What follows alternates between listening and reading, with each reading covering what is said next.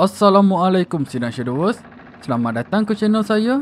KG itu bukan bayangan.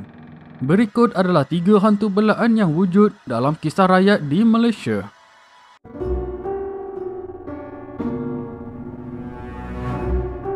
Polong adalah makhluk yang dijadikan oleh bomoh dengan menggunakan darah lelaki yang mati dibunuh. Darah itu disimpan di dalam botol tirus selama 1 hingga 2 minggu. Sementara mantra pemujaan dibacakan oleh bomoh. Setelah selesai, darah itu akan bertukar menjadi polong. Polong akan membahasakan pemiliknya itu sebagai ibu ataupun ayah bergantung kepada jantinan bomoh yang menjadikannya. Polong yang dimasukkan di dalam botol boleh disimpan di luar rumah ketika pemiliknya tidak menggunakannya.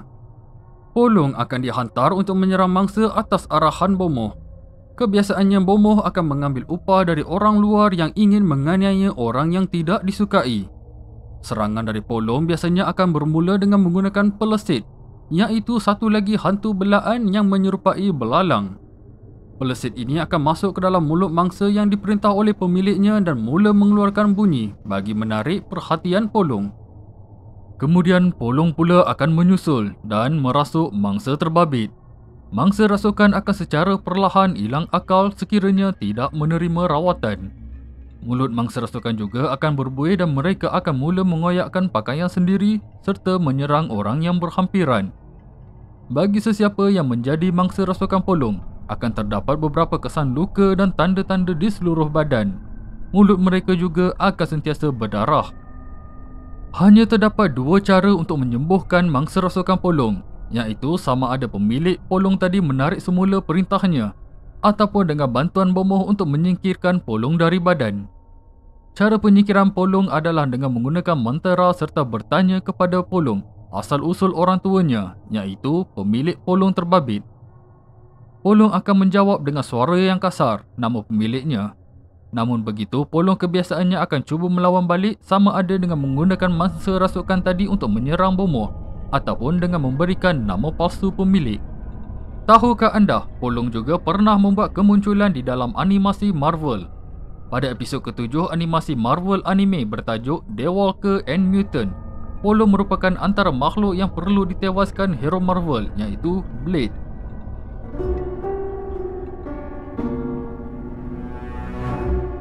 Pelesit merupakan satu lagi hantu peliharaan bomoh yang berniat jahat. Ianya diperbuat dari lidah seorang ibu yang baru meninggal dunia yang juga merupakan anak sulung dalam keluarganya. Mayat wanita yang baru ditanam itu akan dikorek semula oleh bomoh dan lidahnya akan dipotong. Lidah tadi akan disimpan di dalam botol sama seperti polong. Pelesit juga mempunyai pelbagai persamaan dengan bajang, iaitu satu lagi hantu peliharaan. Cumanya bajang hanya boleh dimiliki oleh pemilik lelaki, manakala pelesit hanya ada pemilik wanita. Oleh kerana persamaan antara pelesit dan bajang, kedua makhluk ini sering ditukar erti di dalam kisah rakyat di Malaysia. Makanan pelesit merupakan darah dari jari manis pemiliknya. Tugas pelesit hanyalah untuk memberitahu polong kedudukan mangsa. Ia akan terbang memasuki rumah dan mula memerhatikan kawasan sekeliling. Setelah mengenal pasti mangsa yang diarahkan, pelesit akan tunggu sehingga isi rumah dan mangsa telah tidur sebelum memulakan langkahnya. Ia akan masuk ke dalam mulut mangsa ekor dahulu dan bersarang di dalam mulut mangsa. Manusia yang menjadi hos kepada pelesit juga akan ada perasaan yang sangat kuat untuk memakan daging kucing. Dengan dirinya sendiri, pelesit tidak mampu berbuat apa-apa dan memerlukan bantuan polong untuk merasuk ke dalam badan mangsa. Pelesit akan mula membuat bunyi untuk menyeru polong untuk tiba. Ini diikuti dengan kehadiran polong yang membawa bersamanya azab kepada mangsa. Ketika tidak digunakan, pelesit akan disimpan di dalam botol dan sekiranya pemilik ingin membuangnya, botol tadi akan ditanam dan pelesit secara perlahan akan mati. Kelemahan pelesit adalah sama seperti abang longnya, iaitu polong.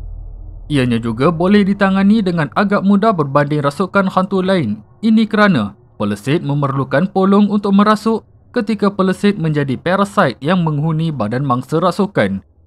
Pelesit juga boleh dikenal pasti dengan mudah apabila memasuki rumah seseorang kerana warna badannya yang hijau terang. Ini menyukarkannya bersembunyi di dalam rumah sebelum memasuki mulut mangsa. Pelesit juga amat mudah dibunuh sama seperti serangga lain dan tidak mempunyai sebarang mekanisme yang membolehkannya melawan semula. Sebelum kita melihat hantu belaan ketiga dalam senarai, sila subscribe ke channel saya jika anda menyukai video ini. Ianya akan memberikan saya semangat untuk terus mencipta video untuk tantapan anda semua.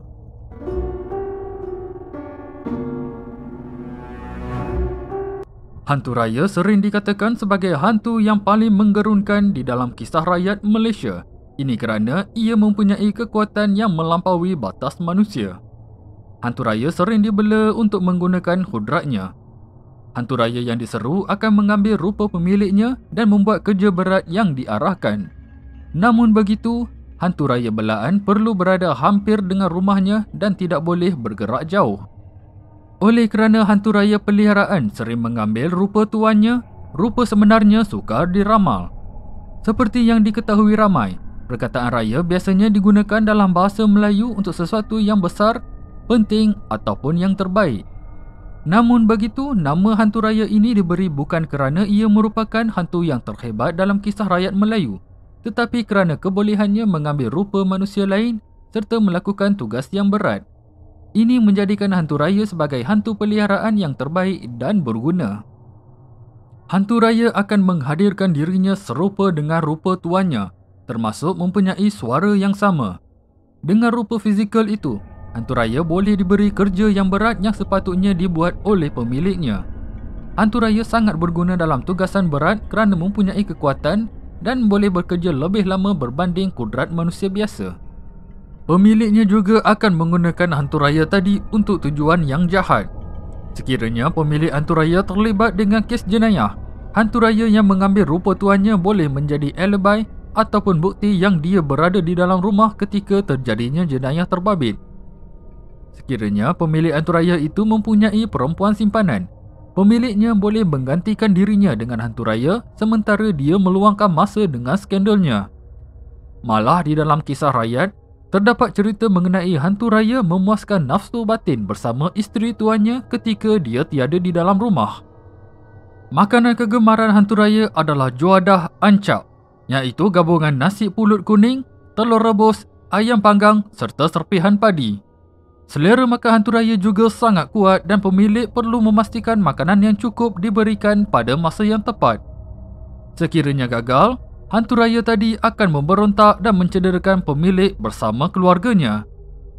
Bagi sesiapa yang pernah menonton filem Jangan Pandang Belakang, mungkin boleh tahu apa yang akan terjadi sekiranya permintaan hantu raya tidak dipenuhi.